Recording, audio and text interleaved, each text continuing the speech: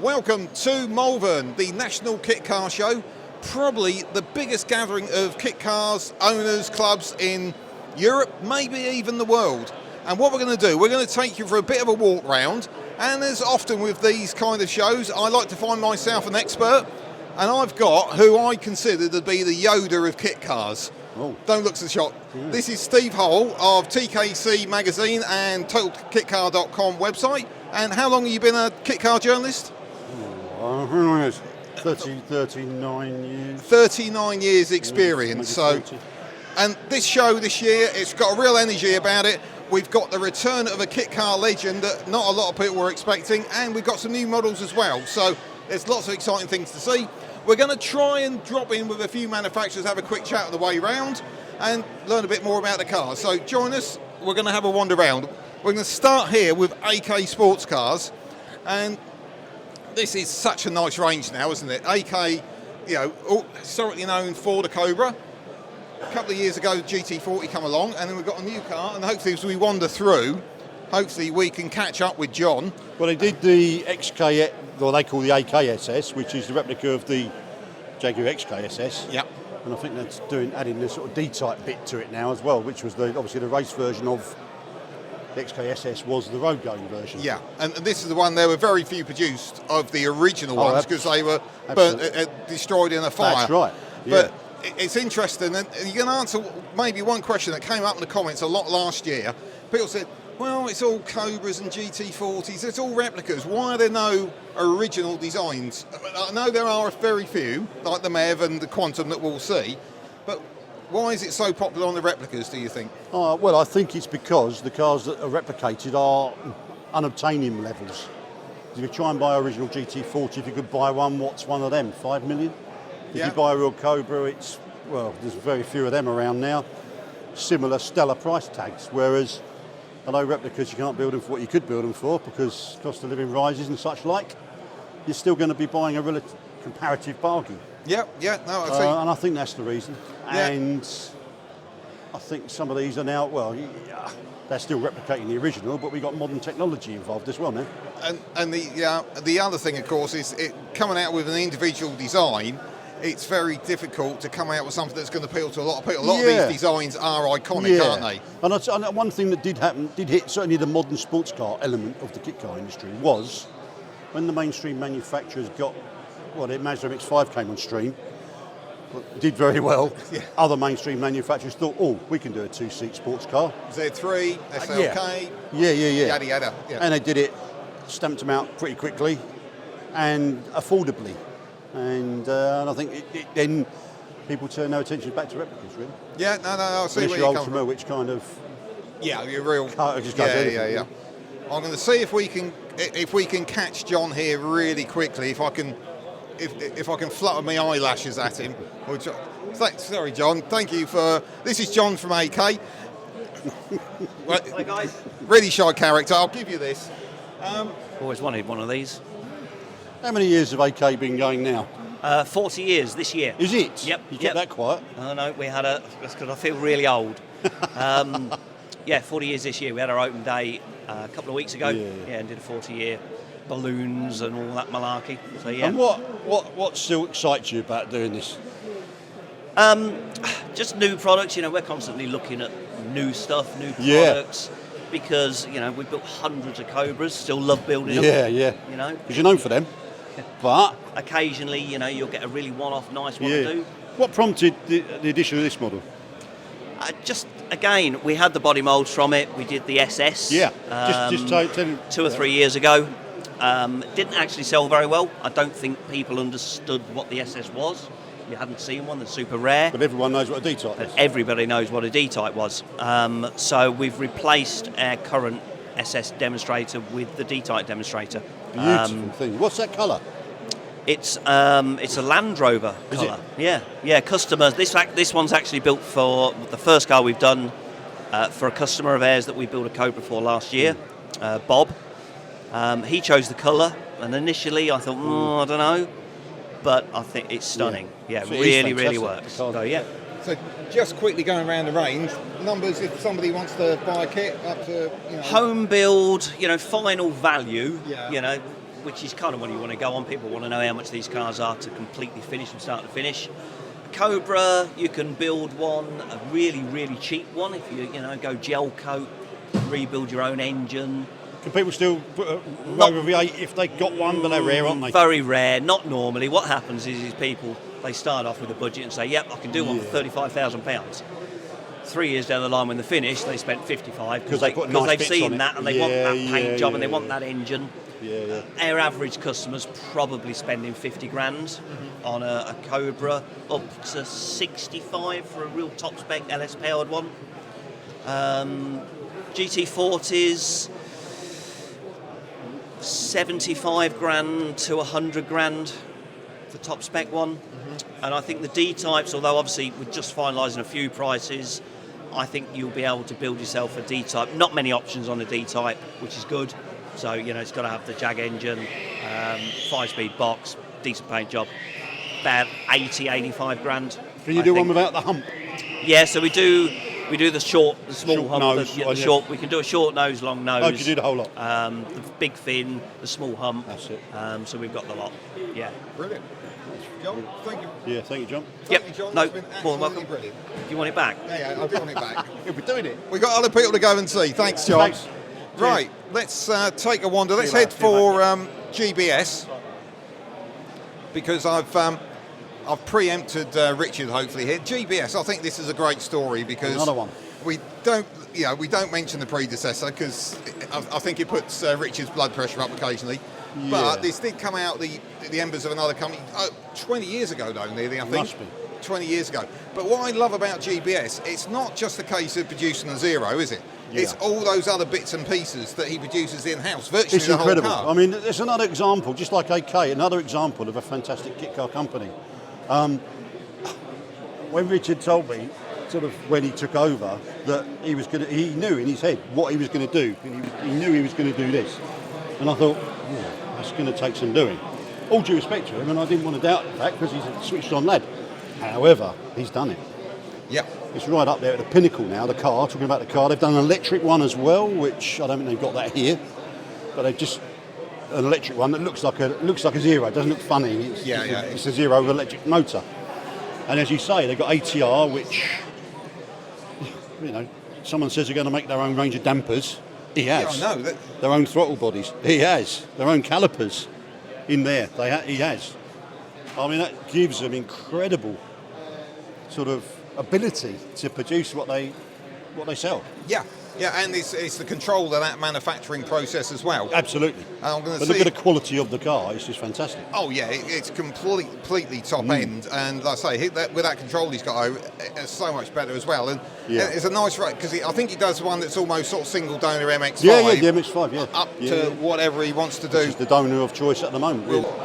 But the thing about this is, as well, 15, 20 years ago, there was a lot of nutters in the industry, which I think I spoke about before. I still like that, and I still hark back to that. However, you've got real quality now, but you've got stories like AK, you've got stories like GBS, you've got some real family-based stories as well. And I think that's a message that I think we've got across as an industry quite well, but there are still some people, when you hear the words kit car, they sort of... and I think there's... But the thing is, we talked to Tim Dutton in a little while, but the incorrigible Tim Dutton, who won't leave it alone, and even he won't mind me saying, I think he's 76, and fantastic on him for that, But everybody knows someone that had a Dutton. Yeah. Even now, people say to me, my mate had a Dutton.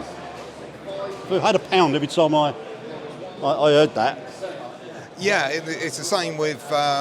it's almost like the Cortina of kit cars, isn't it? Yeah. Everyone either had or knew someone that had a Cortina. And ironically, there's some Duttons now being restored back to Fords, which is he finds quite funny. I think we talk about the ecology of the... When you think how many Escorts were butchered to make a Dutton, whatever. And now it's going the other way, and you see the running gear being taken out, and then the chassis being They're sold putting them on. back into old Escorts. Yeah, I know, because suddenly they can't get a hold try of buying an hold of Escort the diff part. for love nor money, or at a reasonable price. I think what we might do is we'll come back and talk to Richard, and we'll cut that in a second. Well, okay, unfortunately we've lost Steve because he's obviously got other commitments, as you appreciate a busy show like this, but thankfully Richard Hall from GBS has hopped in to join us, so we're just going to have a quick chat with him before we cut back to the original footage. So we've chatted a bit with Steve about how great you are and all this stuff you produce yourself. But what have you particularly got that's new? Because the one thing that does stick out is you seem to have a half-finished chassis here. Yeah, so it's a half and half. So it's just the cockpit area, but it's standard body on one side and GT on the other. So it's just showing people the different dimensions and the size, so you can try it for size. So you've got 40mm extra in the width here. So for the larger, broader customer, there's that bit more room. Yeah, it's interesting. There's several people going down that route, whether it's Cobras or 7 style, whatever. It also, it's quite nice. It illustrates the symmetrical on the chassis. So for that left-hand drive, right-hand drive, it's the same. So UK, US market, whatever. It's the options are there the same. Okay, and you're always producing new components. So what else have you got new that's flying around? What's new? All the new tonner. Well, the white car is one we just borrowed back. We've just got a main dealer. It's a Morgan Lotus dealer.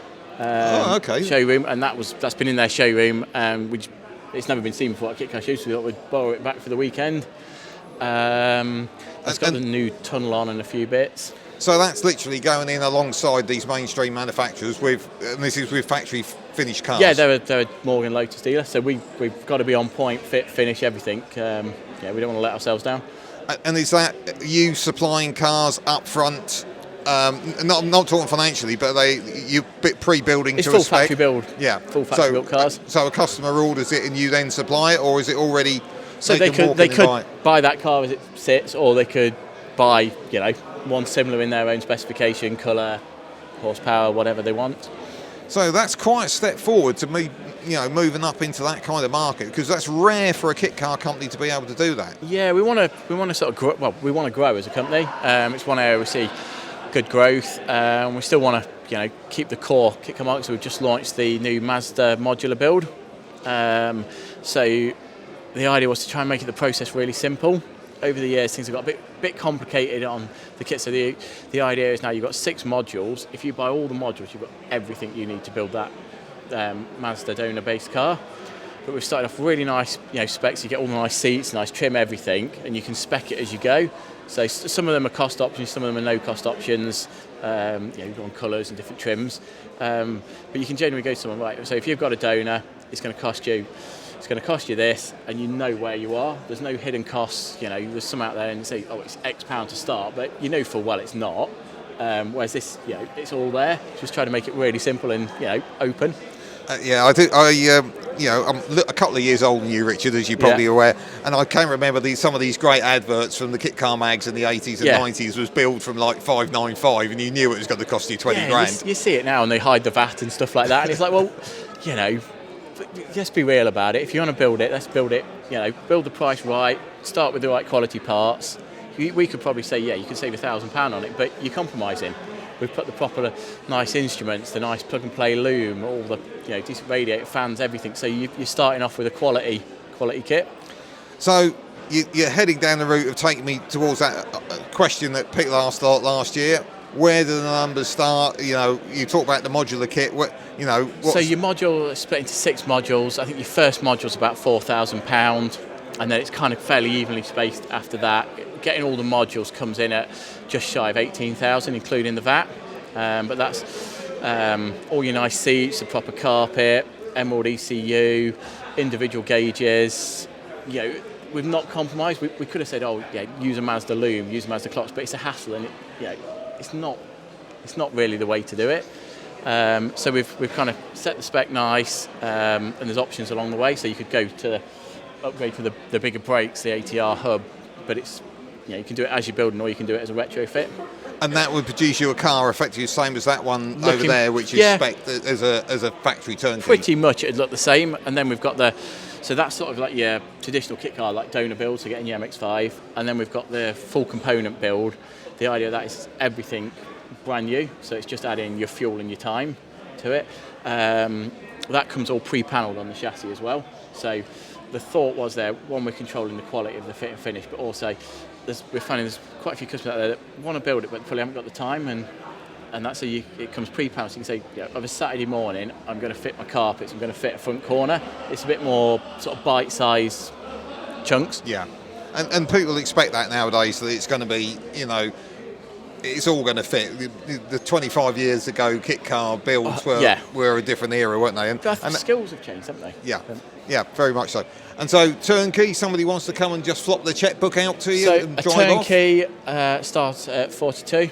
That's including all the paint. That's on throttle bodies, 2.5 litre Duratec, 200 horsepower, life ECU, light and flywheel.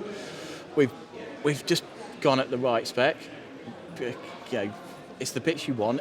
Having driven and built them, there's no point saying it's from this price, but actually you're going to want to be there. Let's just go in at the right spec. Yeah. And it's where and you're being realistic with the customer, and they know what they're going to spend. And you know. You look at stuff and you think, oh well, it's another $3,000 to build it. It's another, carpets are extra. This is extra. It's paint's extra. It's like, well, everybody wants that, so why not just include it? Bite the bullet and go for it. Yeah. Brilliant. As ever, Richard, it's a pleasure to talk to you, and I'm always impressed by the amount of bits and pieces you actually produce in-house, which I think, for British manufacturing is just brilliant. Yeah. We'll nip down and have a word with Nigel at Westfield. He'll probably be busy. The kit that won't die, the 11, they can't not sell that. And he says the demand for this It's massive still. is massive. And it's interesting, he was saying that when it was Westfield Chesil, they were limiting it to like 6 a year. And he thought, well, that's because they couldn't sell more than 6 a year. Yeah. But he's saying they tried to do the same thing, and it didn't. The demand completely outstripped it, because people were coming along thinking, well, if it's only 6, I better order one. Well, no. Right, we're really lucky. We managed to catch up with Nigel from Westfield Chesil. Nigel, we're 2 years on from that momentous decision you decided to pick up the bits and pieces of what had happened to Chesil. How are things going, and where are we at? Yeah, things are going very well. We've had, obviously, the build-up to where we are now, new team. That was all really, really important to get the right people in place. We understand the cars now, because as you know, when you buy something out of administration, you're never quite sure what you're getting. So we've got full CAD drawings of everything now, full bills of material that we didn't have before, and we're making progress. We've actually got a couple of new launches coming up. We desperately wanted to be ready for this show, but we didn't make it in time, unfortunately. A little bit of supply issues and things that are not quite perfect. When you launch a new car, you want it to be absolutely perfect. So, just watch this space. Another couple of weeks and we'll have some big, big news. Can you give us a little clue? Come on, a bit of an exclusive? One of the things is that you can't get Zetec engines anymore, and anybody who knows this car knows that actually you want to have normally aspirated. So we've gone to town on building our own engine, specifying our own engine. It's going to be a 2-litre normally aspirated car, but it will be a Westfield design, and that's really important to us to have control of that. We don't want to create engine, we want to be able to have control of it ourselves. So that'll be a big part of the launch. And then we're also going to have a new 11 base car as well. Another couple of weeks after the launch of the new 7 base car, we'll have an 11 base car as well. So 2 big bits of news to come. And the 11 base car, it's one that's always seemed to have been drip fed into the market, but you seem to be finding there's quite a demand for it. Yeah, when we took over, the old management of Westfield said to us, nobody wants them, we only ever do 5 or 6 a year, and don't take it to shows or anything. So for a year we didn't. And then we took it to the Piston Head show in Bicester, and I saw one gentleman actually shedding a tear, saying that he'd missed them so much he wanted them back. And we've started advertising them, and we're building them for customers, and we're selling them all around the world. So there's no restriction on numbers now, but there are some issues with getting donor parts for the 11. The old sprites and midgets. If you get a good one, the prices are going up. So what we're doing is making sure that the new car won't need any donor bits, and that's a key component of what we're going to do in the future. £500 midget in the long run, You just don't see that. You just don't see them anymore. And if you do get one, the parts that we need are probably way beyond use. Yeah, absolutely. So, taking away the need for a donor, I think, is important. We will still do the kits, and I'm sure we'll still do them forever. But the new car will be on a different level for us as well. And you mentioned Chesil in there, and obviously one of the reasons you went from the VW donor to a specific chassis was the problem with older VW parts. They're like the rest of us, it's all getting a bit older. Where are you at with supply of Chesils at the moment? So we still do all of the parts for the old Beetle chassis car, but we're not building them anymore. So we made a decision probably 12, 14 months into the business to say we're not going to do them anymore. The reliability of part supply was just diminishing, and if you've got a really good Beetle, Why would you break it up? Why would you break it up? Same thing as a midget. Exactly the same. So we decided that the new chassis was the way to go. It does give us the option to have the petrol power and the electric power as well on the same chassis. That's really important. And customers are going for about 50% EVs. So that's a big difference for us. You can't do that with the old Beetle chassis. A pair of Chesels will be starring on the cover of our next issue. So we went to see Nigel a couple of weeks ago. Went off on that little play, didn't we? Yeah. Steve drove both of the one cars. and a petrol one. Brilliant. Yeah. Different level now. You've really raised that standard, haven't you? Yeah, and we had to do a lot of changes. You know, the engineering of the car has been around for a very long time. But our team looked at it and said, we need to make all of these tweaks.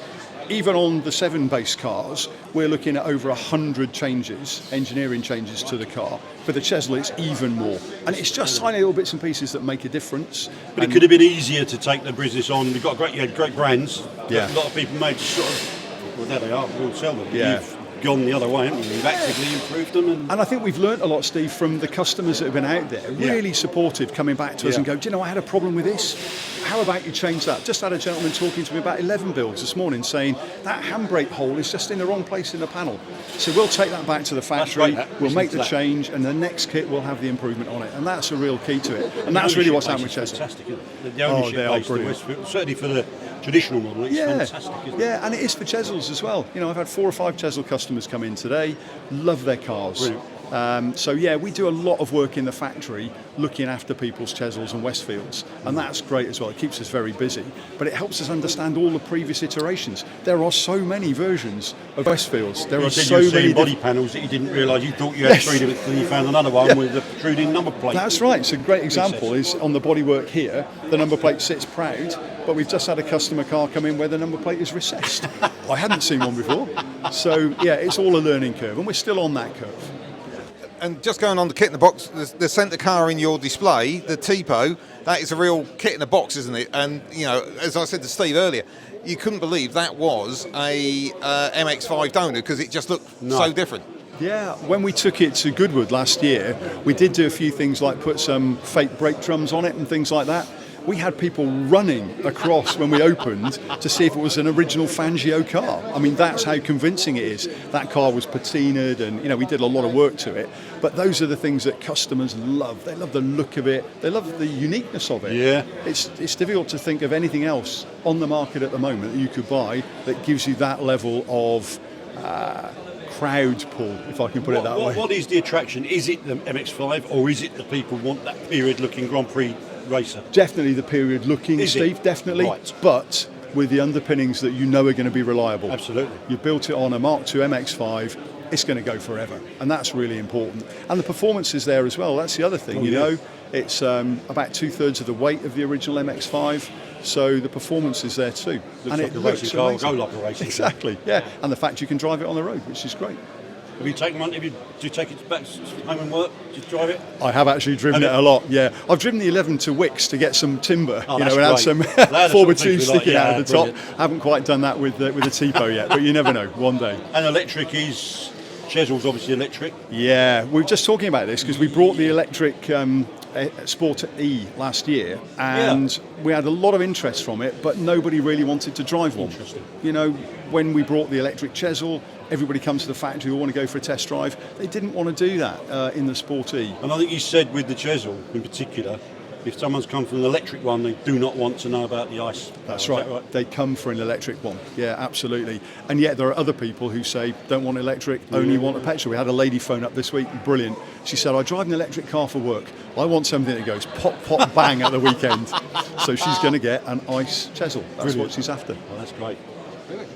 Nigel, thank you so much for taking the time out. I know it's a really busy day for you. Really appreciate it. And I'm sure people at home will like the input that you've given us to give a bit more background and colour to what you're up to. Yeah, thanks. Real pleasure. Thanks, guys. Good to see you. Thank you. Nigel. Well, let's have a quick word, if we can, with John, or at least have a look at the cars. Is he there? Is he there? I've been trying to catch him all morning, bit like most of these manufacturers. And That's another great old brand, though. yeah, it is brilliant. And obviously Dax is one people know from a long while back. Yeah. And I love this Viper-engined car. I know it's been underbuilt for a little while, but it still looks See, a lot of stunning. people don't believe that can fit under that. That's the thing that always makes me think, well, where's that go then? And you say, well, that goes on top of that. Yeah. That's it. And very much a well-established design, the DAX, isn't it? And I think manufactured in the UK, but John himself is based over in Belgium, I believe. Yes. John was the Benelux agent for DAX for many years. I think he specialised, funny enough, in the Rush model. That's what he specialised in. Okay. But of course, when things evolved with DJ sports cars, should point out actually, because a lot of people don't realise DJ sports cars and DAX are one and the same thing. Yeah. DAX name came from Adrian Cocking. He used to work from 45 years ago, before he started LR Roadsters. He was reading a Harold Robbins novel, and I can't remember, I do know which one it was, but I can't remember at this moment in time. But the hero in it was called DAX.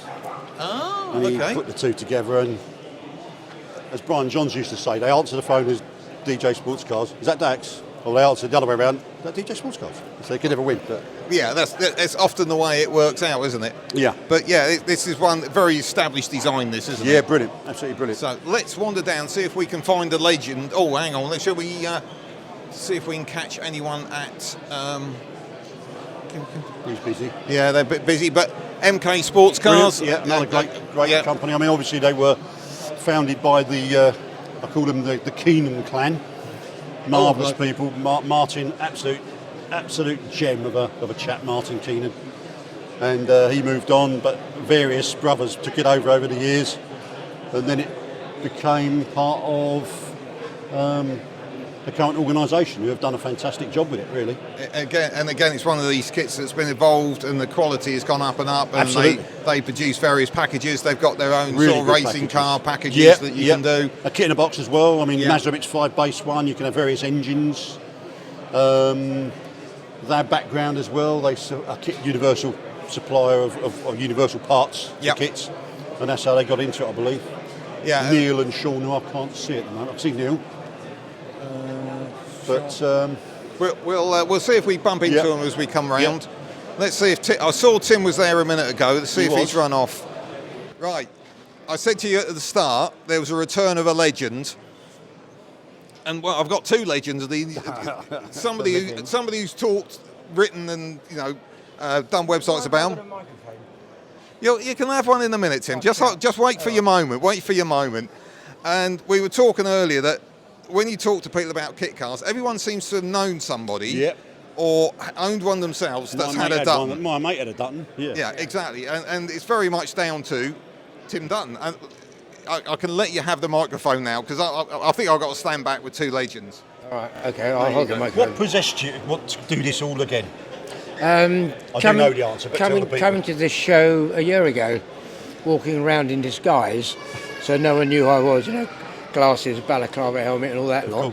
And I just thought, I've got to get back into it, because I retired for 3 months and I have never been so bored. You can only go to so many castles and Eden projects and all over the UK. And I set myself a target. Well, I set myself a target to have this finished in 6 months, but that was way out of line. So it took 12 months. And here we are. Here we are. A year later. Well, what he also doesn't tell, well, people know. People that know, but a lot of people won't know that are watching this, that he built 200 and... How many amphibious? 282. It's not bad going, that. Yeah, the amphibious. And they're still made, but they're made in Poland now for about half the price we used to make them for. So And this is Phaeton 5, not Mark 5. 5. To I was going to simplify call it. I was MX-5. going to call it the S5, but then when I remember when the men landed on the moon, they landed using a Saturn V, which has got much more punch than Saturn S5. So we got rid of the S. So this is now Phaeton 5. MX-5 base, clearly related to. It's a beautiful example of an S4. Absolutely. But it's clearly slightly bigger for the bigger person. For the fuller gentleman, yes. The more portly person, yeah. Yeah, no, don't go there. Yeah. So each seat side is 2 inches wider. Yep. But it's 4 inches wider at the shoulder. Cleverly done that. And MX-5 Mark III. Mark III, yeah. So it's 2005 on. Good choice of donor. And So- becoming a very popular choice of donor for these Absolutely. type of cars, yeah. Well, it's ironic that the Mazda MX is the most popular selling sports car ever now, and this was one of the most popular body chassis kits 40 years ago. Yeah, so you've got the absolutely best right. of the best. No, it Not was. that I'm pushing it, but Was it 1,500-ish of these? originally did Phaetons? Oh no, up in the thousands. Oh, was it? I lost track. Well, I know we sold about 8,000 dozens altogether. Yeah. Which is why my new VIN plate starts at 8,001. Yeah. That's very good. I love that. But in the numbers today, when you were at your peak, how many kits? Yeah. How many were we doing a month at one time? 22 a week. I know. It's ridiculous. 4 kits a day. How many factories in Worthing? 2 factories in Worthing, 2 factories in Lancing, 25,000 square foot, and 80 staff. They were massive numbers. 80 staff. 80 staff. That's massive numbers. Can you imagine the fun employing 80 people? Yeah, I've been there and done that. Yeah. Sorry, I'll just take the mic a little bit closer. All right, okay, yeah. But where you're literally in the point where somebody can come up with their checkbook, flop it open, and They can have it in 4 months. 4 months. This one at the moment is just a mock-up. It's going to be about a month before it's actually running because we've got to put the loom in, brake lines and all that sort of stuff. Get it IVA'd.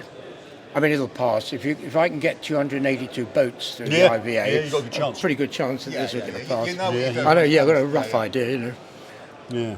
I think it looks apart, not to me. No, It does. We're experimenting on this one. You'll see that the bonnet is a matte finish and the rest of the car's in polished. It works well in a matte finish. And I thought I'd put the bonnet on just to show people that we can do it in this matte. I think it looks good, don't it? Well, it's weird, isn't it? Because your eyes look at it and you just think, well, it's green, but there's something weird about the shape. Yeah, it's good. But that's straight out of the mould like that. You've always been known for your good fiberglass. You see, look at an old button outside and it still have good... Well, that one you showed me at your works. This is 40 years old, this one. Was it 1 star crack under the bulkhead? Yeah. Well, I can show you. This is a shame to say after 40 years of glass fibre, we have that. I'm humiliated by that huge carbuncle on the car. That must be at least the size of my thumb. But let's be honest, if that was a Lotus that was 40 years old, you'd find a few more of those, wouldn't you? Yeah, you would, most probably, yeah. It's been great speaking to you. Thank you so much for your time. That's all right. You know, I think anyone that knows about kit cars, Dunn is a word. Grandmaster Dutton. Grandmaster Dutton. Well, I don't know. If you're Yoda, I don't know what that makes Tim. Oh, Grandmaster Dutton. Well, Grandmaster. Yeah, Grandmaster Dutton. Yeah, right. We're at the Krendan stand, and Anthony is very kindly taking a little bit of time out to talk to us. Anthony, just give us a quick run round what you do here, because very much Krendan is about originality and how Cobras were back in the day. And he's got John looking over his shoulder, making sure he's doing... John Kerr's haunting me now, isn't he? So, so basically we like to say that what separates us from everyone else is the fact that we are the most authentic fiberglass 427 replica in the UK market. So Ford V8s only, big block or small block Ford, and everything is about having an attention to authenticity or an originality in the finished product. Predominantly we can supply it in 2 options only, so rolling chassis kit for a self-build option or factory built, as you see these 2 here. This is my current demonstrator, and this is a pre-owned example that Total Head Turners have actually kindly loaned us for the weekend, that was built by John Kerr back in 2009. So just showing a little bit of a difference between what you get for my current products and build quality versus a much older pre-owned vehicle. But I think you'll agree that's in exceptional condition 16 and years old, not bad, a stunning car for its age. So when you talk rolling chassis, you've got a rolling chassis there. Is that how you would supply the kit to a customer at the moment? So that's in bare form. So our predominantly a full rolling chassis kit would come with a body pre-installed, all the panels, locks, latches, fitted by myself. Most people at that time then opt for all the extra parts, so roll bar, fuel tank, radiator, wiring loom, etc. I like to ensure, having built many other kits before I took Krendan over as absolute horsepower, there's nothing worse than stuff not fitting. So most of my customers actually moan to me by the time the car goes to paint that I haven't really built much of my car. To which I say, well, at least I know it's built how I want it built and how Krendan should be built. You know, that brand protection and ensure stuff is right is far more important than a profit margin to me. And talking of margins of profit and money, where the people's pockets need to be if they want to take one of these on. So Just it's crazy. I mean, story. yeah, over the last few years, I mean, the cost of things really have gone mad. So I mean, rolling chassis kit for a self-build small block car, you'd put a really nice car on the road somewhere between 65, 70,000. Factory built small block car starting from 89, 90,000 now. The rolling chassis that's going to be built up as our next turnkey build for a customer. This is a £100,000 build, but that's having full-blown knock-on hubs, Avon tyres. Tyres £500 each now. But that goes for all the other manufacturers as well. Other than our original chassis and body bits, the rest of the parts that go on, windscreen, wheels, tyres, quick jacks, interiors, are the same cost for anyone. Nobody is building a good Cobra replica now for less than 70, 80k. Yeah, because you're all shopping in the same shop. That's it, yeah, and that's the reality of it. It's you can have good and cheap, but you can't have both, can you? No, it's one of those. No. So how many Cobras do you reckon you've built over the years? Oh God, You've I hate to think. I mean, the most I ever put together in 1 year as an AK build agent was, I think, 6 cars. But I mean, I'm probably up. I'm 23 years now. I've been doing this. It's got to be anywhere between 100, 150 cars. Wow. But business has evolved slowly. I mean, I find myself more of an IVA consultant now. Since COVID, a lot of people have asked to finish stuff off. Can I help people through IVA and registration? Krendan is more of a legacy project for me. There's the real money is servicing and helping and finishing other kits. Yeah. The margins in building a full build car are very little, but I genuinely believe that when I'm dead and gone, one of my sons will see one of these cars in a garage one day under a dust cover, and they'll go, "God, Dad was a moaning old bugger, but he built a good car." And to me, that's priceless. I want that to continue, and whether they get involved with it as they grow up, they're 5 and 3 now. I don't know, but this is about leaving something behind. Good. Brilliant. Thank you very much, Andy. Really appreciated. I'll see you later. We'll take a wander. We'll try and hit DJC if we can, because I can see. There he is, got his pink hat on. Yeah, easy to spot. Can we? He's running away from the customer. Hello, Dan. You all right, mate? Dan, the front man of DJC Cars, with his new demonstrator behind him. Yeah, and the demonstrator, yeah. And Getting there, slowly but surely, it's getting there. and So what evolutions have you made to it since that one? The previous one was pretty damn good. The green one. On this, so I wouldn't say evolutions, but upgrades now. So Right. we've got the Olin shocks Oh right. on there. We've got obviously the paddles, steering wheel, a lot of controls on the steering wheel now. Obviously paddles or stick if you want the sequential. Obviously that's the big upgrade now. Right, you can offer that. It's a 6-speed. Yeah, this car's running the 6-speed sequential box now. There's loads of touches all over it now, even down to USB charging in the back Really? seats now. Yeah, there's one in the front and one in the back Wow. seats. And that engine looks a bit interesting. What's that all about there? Yeah, so our target is 600. Oh. We're touching 550 at the moment. But there's a few little changes that we want to make. But the engine is more than capable of going to be putting out that power. Wow. And what's that weigh? This car, because of the gearbox, we're about 800 kilos. Still gonna need So that'll pretty be powerful, that'll be. 750 per tonne. Yeah, once it's running. and in case we haven't mentioned it, it's a Subaru engine. It's still the Subaru Flat 4. This particular car is a stroked 2.1. Started out life as a 2 litre. Built by a company called Roger Clark Motorsport, RCM, who builds time attack cars. We're talking 1,000 horsepower cars here, so they certainly know what they're doing. But yeah, over the whole car, this massive evolution. It's got a complete new loom in this car now, electronics. It's even got a boot. You're now joking. in the front. But I'll show you. Yeah, I'll show you. See, what he don't tell you is, if you look at that turquoise one on the wall, Yeah. that was the ultimate as far as I was concerned. Yeah. I thought he's never going to be better than that. No, and I've still got ideas. We're still I bet. flying around. Yeah. But if you look at this, it's like the engraving on the seats, stuff like that, and nice little. Yeah, pads so in it. I've got a new supply now for my seat pads. Oh, look at that. It's actually the owner.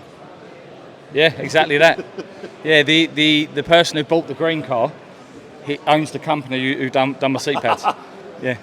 So Fantastic. yeah, and they're quite local to me, which is nice. How you finding these?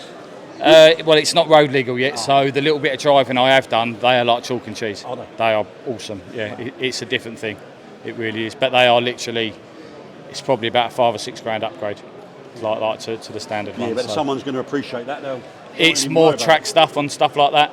You know, if you want to really push it. See what he's done. I think he's taken it was a vanity project for Simon. And I'll never take that away. He's done an awesome job. Maybe not, but he's done. He's made it. All due respect, the two Simons. Yeah, it's taken it to another level. Yeah. I think the one thing that people may not be aware of, in the background, Dan has got a massive engineering company that is able to... Precision engineering, precision engineering. So if you hospital scanners that have got screws and fasteners that size, he makes them. Aerospace, medical, all that kind of stuff. But we're working since this. I've got quite a few new customers now. So we're working with, it's through someone else, but Delara in America, that do F2, F4, a lot of Indy cars. We're helping them with their electric steering. So we get into all that as well now. Yeah, so we can do a lot of custom stuff. I've had a lot of interest on this car about custom mirrors and lights. Oh, because you do that? Yeah, it's all machined in house. So if he can't find what he wants, he makes it. Yeah, there's lots. I think the headlights are the next one that we do our own headlights. But one thing at a time. This one's got to be running a road legal. This is in for its IVA on Wednesday. So is it? Yeah, it's in for its IVA, so it should be good. Best of luck with the IVA, and thank you very much, Dan. Thanks, mate. Cheers. Speak to you later. Right, Ollie's. We all just touched loosely on. You've never spoken to this chap? Chap called Ollie who's not here. Maybe. No, he's not Ollie. No. We'll talk to you. We can talk to you though. You representing? Oh, right, mate. Right. What we'll do is we'll take a wander down here, and hopefully we can nab Stuart. Yeah, we can. Should be able to. What we're going to do? I think we're going to have to start rugby tackling him with seeing if we can. Can we have a chat? Of course we can. It's Stuart of Mev, who are also doing the outdoor squealy tyres. Yeah, which is causing me problems with the PA I'm doing with the stunt show. But such a great product that, you know, one of the original Stuart of Mev's, you know, many designs, but it just seems to be the one, the go-to. It's the MX-5 base car that lit the blue touch paper for all the other MX-5 base cars. We started that trend and everyone seems to have gone to it. But you were into MX-5 before that, weren't you? Oh, absolutely, Yeah. We were racing, playing track days, all sorts with the MX-5s. Isabel was racing, wasn't she? Yeah. There you go. And of course, the other thing that the road you've gone down, which I don't think anybody else has, is the RX-8 donor, which is, you know, an engine which is, let's be honest, everyone loves a wankle. Am I allowed to say that? A Vankle. Try Vankle.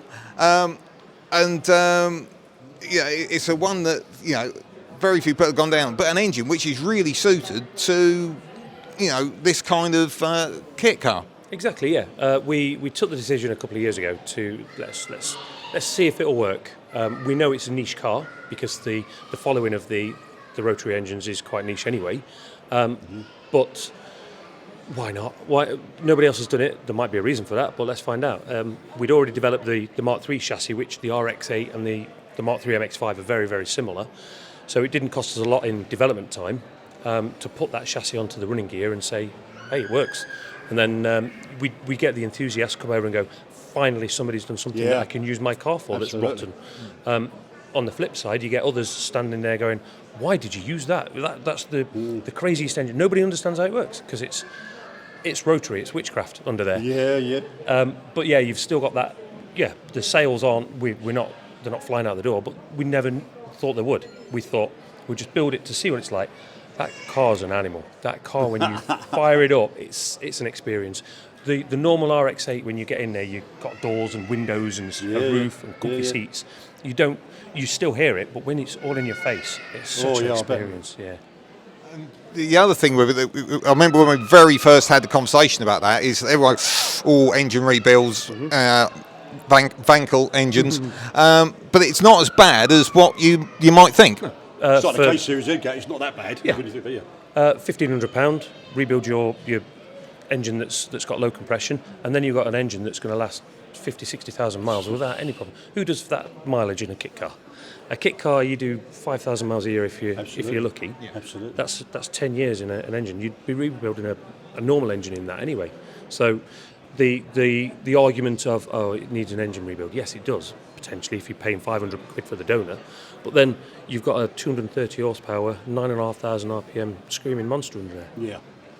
Which is what Kit Cars really, as Steve, I think we'll agree, is what it's about. MX-5 based version. What's the secret of that? It's a great product. What is the secret of it? Is it just right price? It's the right price. People that It's sell it, good service. the platform, the underpinnings of it just work. You're not reinventing the wheel with using that running gear. No, right. Mazda's done the hard work with the suspension, Yep.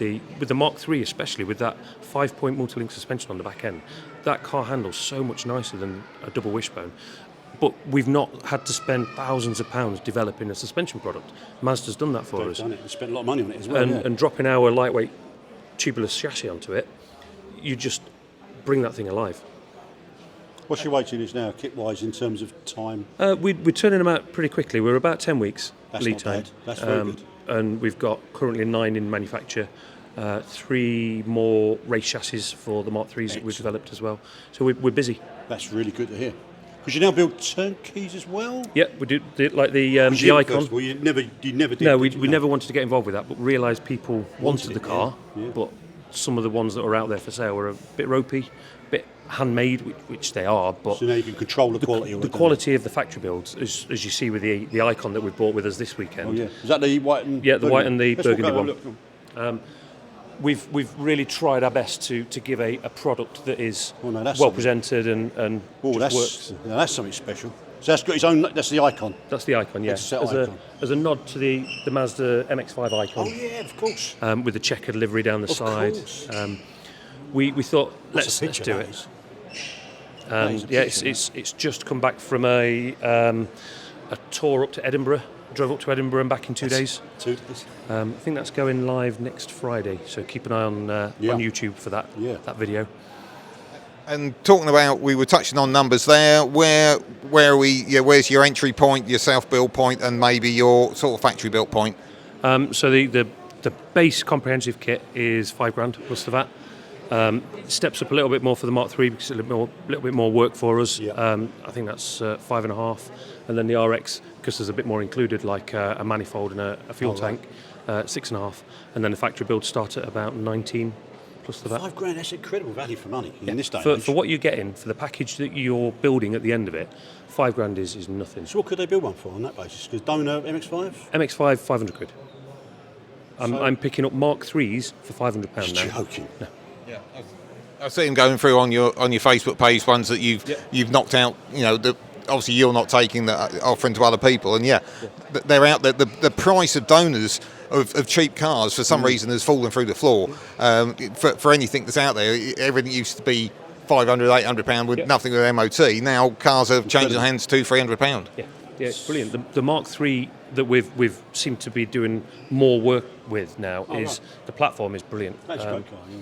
2-litre engine, 6-speed gearbox, limited slip diff, all is pretty much standard. So what? Sub 10? Someone could build one for Easily, yeah. Wow. Yeah, with a new set of wheels and tyres and new brakes. Yeah, easily sub 10. That's a serious proposition. Isn't it?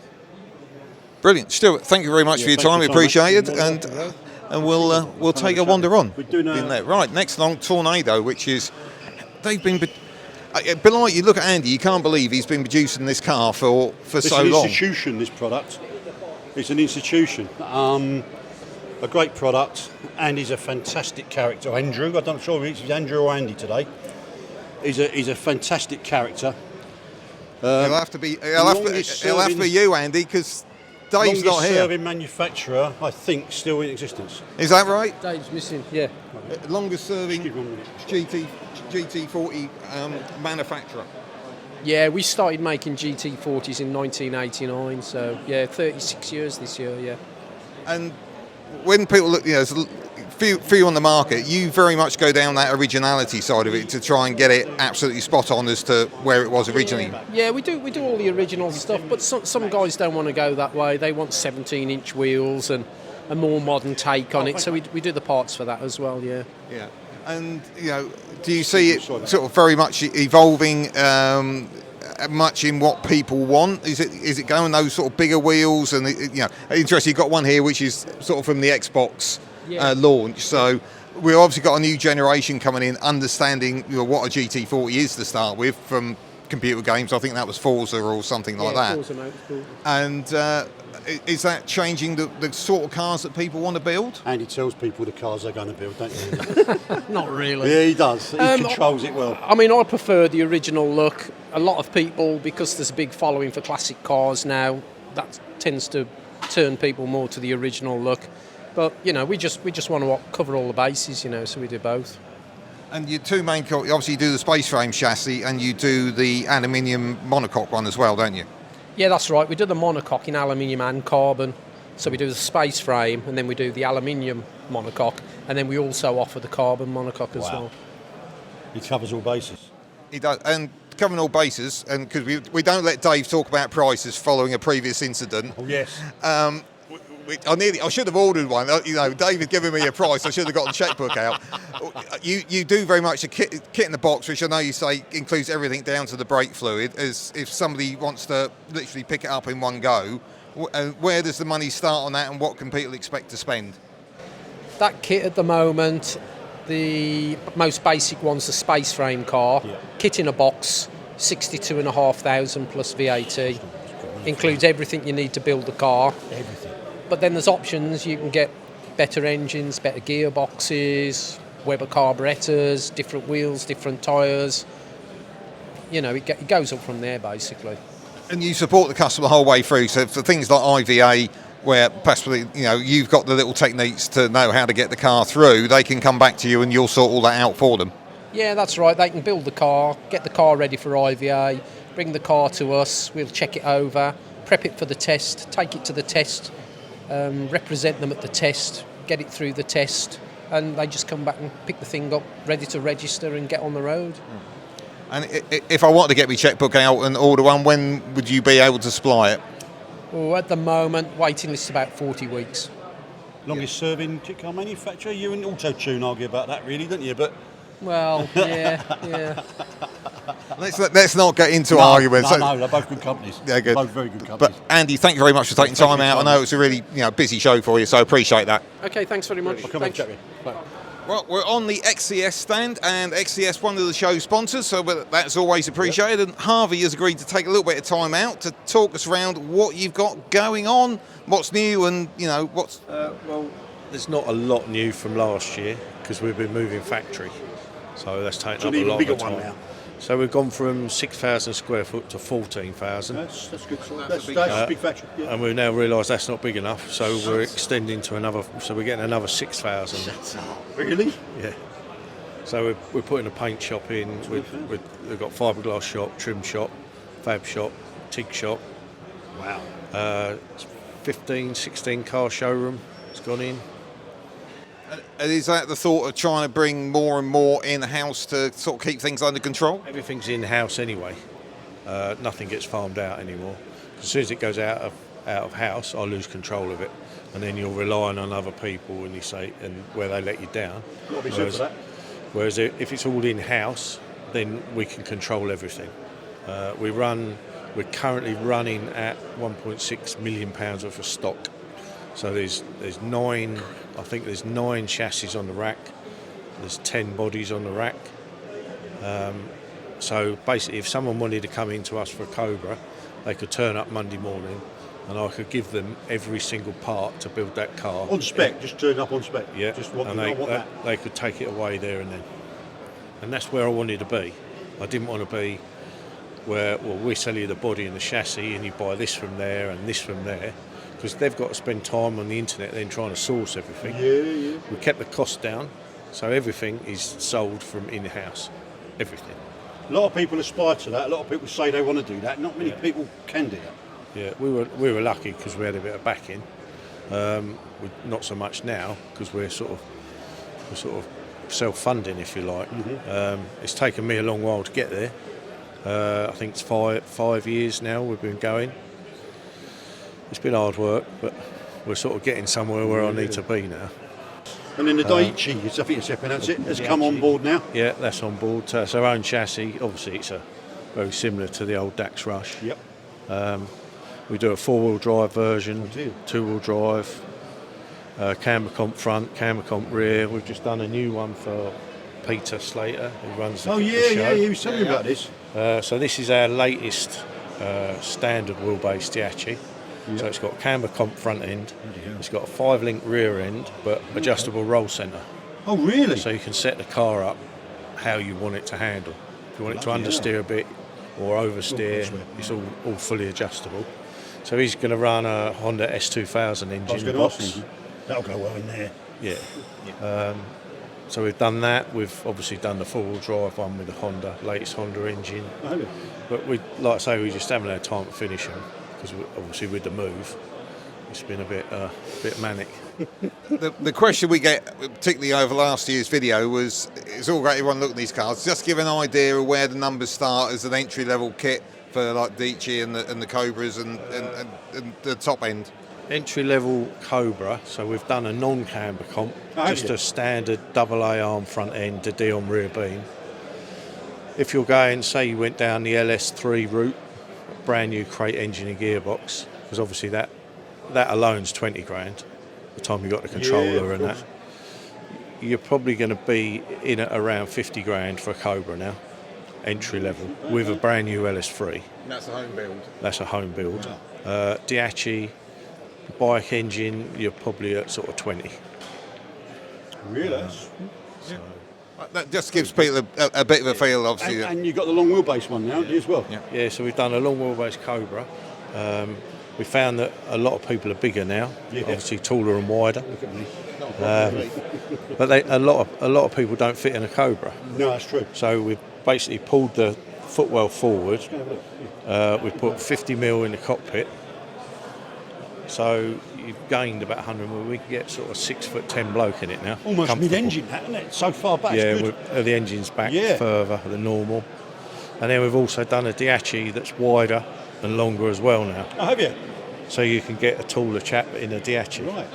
Because I always found with that, it was very narrow inside. There's limited seats you could get to fit.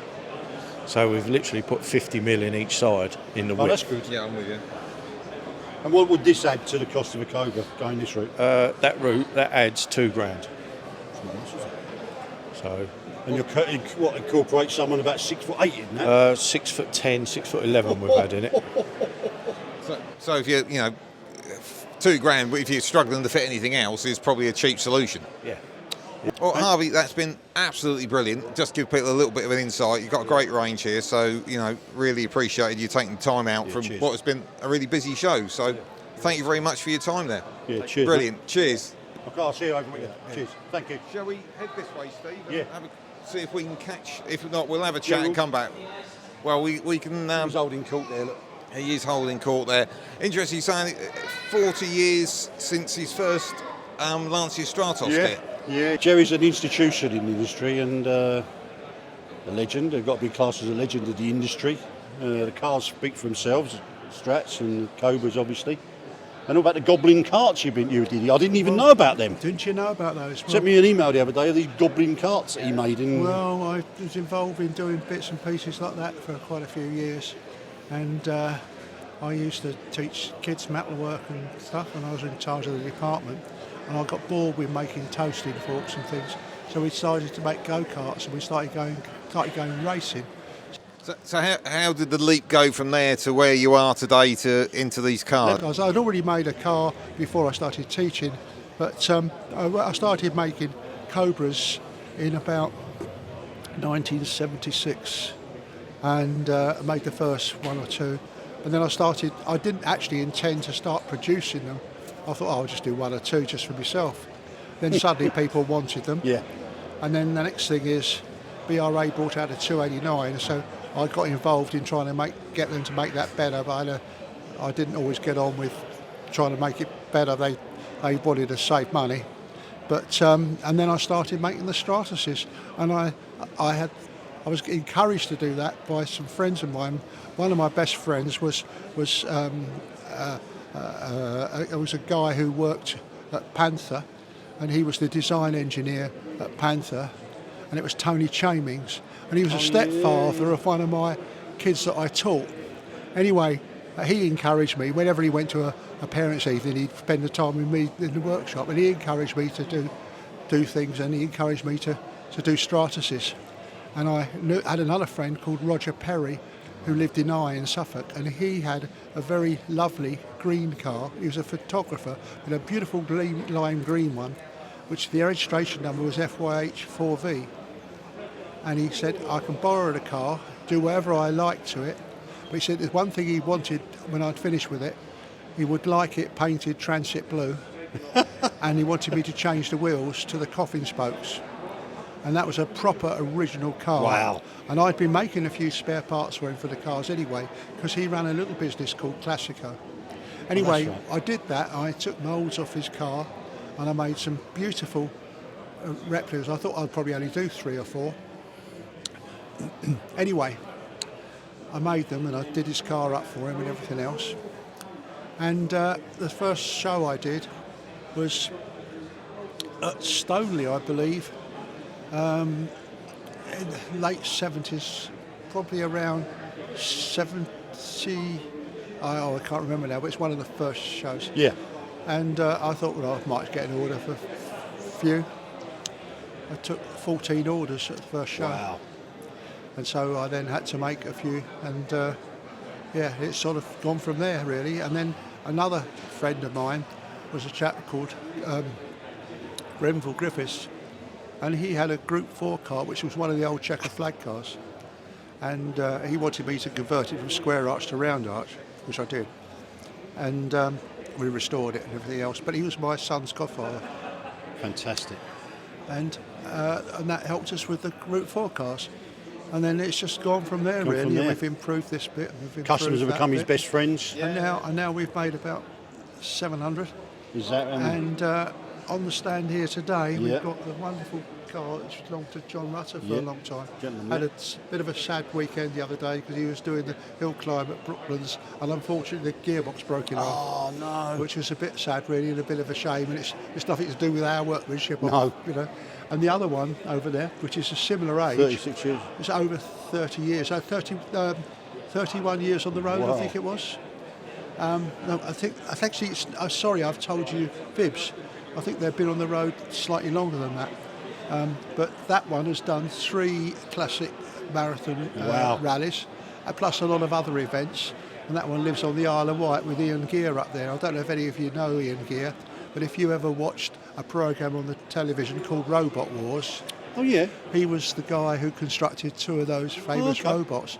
And it was great to see him well again, because he had a mishap yep. a couple of years back, and so it's great to see him. It's very nice to see you, because yes, I have been trying to get over a few problems I've had, and I'm nearly there. And we're all pleased about that. Yeah, it's nice to see all my friends at the show.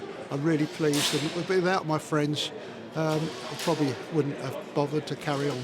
But I've still got the passion, although I'm 78 this year, I've still got the passion. And I've got no real intention to retire, because I don't know what I'd do. If I retired, probably I'd get in the workshop and build cars. Thanks, Jerry. On that note, brilliant. Thank you, Jerry. Take care. Let's go. As we're wandering just outside to the Quantum stand, just wondering what's happened to all those panel kits that were around a few years ago. I know the Ferrari replicas. There was lots of issues because of the Ferrari stamping on them, etc. But I thought that was a really popular route and a good way of bringing people in. But they've all, Well, they're still around, but I think like anything, the tide goes in and the tide goes out, and people are maybe not so keen on those at the moment. Yeah, it's interesting. Well, Rob's down the end. He knows I'm coming, but we probably want to start down this way, Steve, don't we? With the LMR 141. I think this is a really pretty little car. I thought it'd be hotter in here. It's actually cooler than in there. See, maybe you should move your stand out here. Yeah. But you would say that, wouldn't you? Yeah, good one. Yeah. I just think when Rob took this over, I thought it was a really pretty car, but he's just taken it to another level. And Rob is one of the eternal fiddlers of design. He ignores me because he doesn't want to hear it. But he's a fantastically clever chap, this Rob. Yeah. I think I said last year, and I'll probably bore someone by saying it again, he's a human dynamo. He kind of works until he gets something done. But as you say, what he's done with this, there's nothing wrong with the original replica, as it's called. But what he's done with this by shortening it and putting doors, or changing the way the doors are fit, it's fantastic. It now really looks spot on. And it does, and it's funny, as you say, he could have just carried on with it. Yeah. And when you looked at the recent one, you didn't think that, in our sort of little heads, that there was anything particularly wrong. No.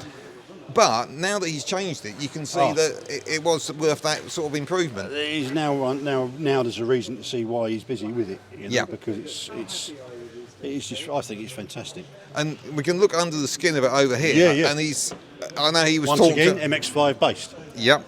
But he was talking to me about the attention to detail with simple things like, the brackets for the radiators that he was working on and all those little bits. You see, he makes light of what he does. And what he does is very clever, but he sees it as just doing his job. But as you say, that's really clever. That, and it's a simple thing he does. And the technology you got for the cutouts, and this is quite good because you don't always see under the skin of these. No, is that the technology we've got now with laser cutting and preformed parts has really sort of come on strong in this industry, and you can do low numbers, and you can come 3D up with, printing has helped the industry a lot actually. Yeah. Well, 3D and the laser cutting with the parts, particularly, bits like this on the back, which I think is really nice. Fantastic, lightweight, really looks period, but it also does a job. Oh yeah, you can just imagine the 50s race car looking like that underneath. Yeah. And unfortunately, I've lost Steve again because, let's be realistic, it's a very busy show, and he's obviously got customers and he looks after himself. But I've managed to grab Rob Hancock, who we mentioned earlier as one of the human dynamos of the kit car industry. So thank you, Rob, for taking a little bit of time out. We'll talk quickly about the Alamar 141. This is one that you've been tweaking, shall we say, for a couple of years? Yeah. Can I just lift your hand? Absolutely. This one here is a customer's car. First time he's ever built a kit. So everything fits together really nicely, and has kindly lent us it for the show. The sort of general evolving of it has come on really well. I think the interesting thing is how things have changed. Is that a few years ago you wouldn't have seen someone probably putting their chassis on display in this kind of environment. It's just how the quality of everything has lifted up. The quality, not this, but right across the board is just fantastic now. It's the days of a cheap knock-up that the kit car industry started at has long gone.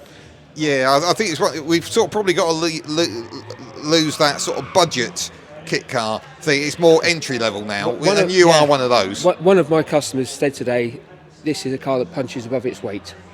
Yeah, I think that's a fair comment. It's one I do really like. So if somebody's really into this one, where do we want to be, or where you are you on numbers? Kit starts at 8495. That gets you the chassis, the body, obviously with doors. Flip front is 495 extra. Polishing on the gel coat is 495 extra. A fully spec kit, like the one over there. Polished gel coat, all the bits on it is 104, which I still think is well within budget. And once somebody's got one on the road and bought a donor, got it through IVA, where sort of are their spend likely to be? Depending on how good they want to go on the quality of build, we think 15 to 18 using a gel finish would get you a really nice car. Budget, you could be on the road for 13, but most people are spending that bit more. And I just love it because it's the sort of thing you turn up at a classic car show and people go, oh my God, what's that? Absolutely. We've moved on from just doing kit cars to race retro, to the classic car show at the NEC, Silverstone Classic, which with the normal kit car market that we've been involved in for years, you wouldn't dream of trying to sell there. And this car gets attention everywhere it goes. And flipping over behind us, we've got the Quantum Extreme, which is one that I know well. A friend of mine has got one of these, earlier model. But you've been fiddling again, haven't you, Rob? A little bit.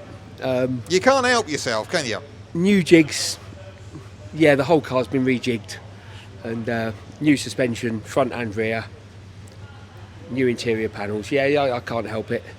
But you say, because this is always known as being the stainless steel monocoque, as against majority of cars we've seen today have a space frame chassis. It's still semi-monocoque, but you've just changed things a little bit. Yeah, we've put a perimeter frame around on the outside, really just to get consistency on the accuracy.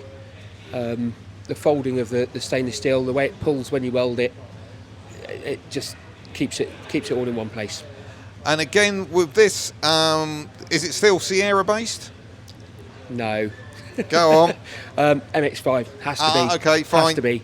Yeah. This one is a sort of transition. It's got a Ford engine, but the MX5 gearbox. So we've started by putting the gearbox mount in, and then we've just worked forward. The next car is Ford based because it's already in build. The one after that is full MX5 front to rear. And okay, numbers wise, somebody wants to come along and knock one of these up themselves? The chassis is an expensive thing to build on this. Lots of welding. Kit's around the 11,000 mark as a starting point. So, which is still not out of the way. No. You know, we've got to be realistic where costs are nowadays. So on this, so you got 11 grand for the kit again, donor, IVA, and so on. Where's some? 15 again. Yeah. No, that's not unreasonable. 15 on a budget. We only offer the gel coat finish on these. They're not a painted thing. And because the other thing with this is that the reason my friend has got one is because he's a chap of larger dimensions, shall we say? Yeah. And this one is a car that will fit people who are a little bit bigger in the dimensions. We've managed to squeeze a bit more room. We've moved the pedals forward and lowered seats, so we've had 6'10" in it, and in the LMR. So we've just made a car for big people. Well, people are getting bigger, so yeah, that makes sense. I'll take that as a compliment. Rob, as ever, thank you so much for your time. I know you're never that keen to do it, but you come across really well. But you know, it's really good, and hopefully that's given you guys at home a little bit more insight on these cars. No problem. Thank you.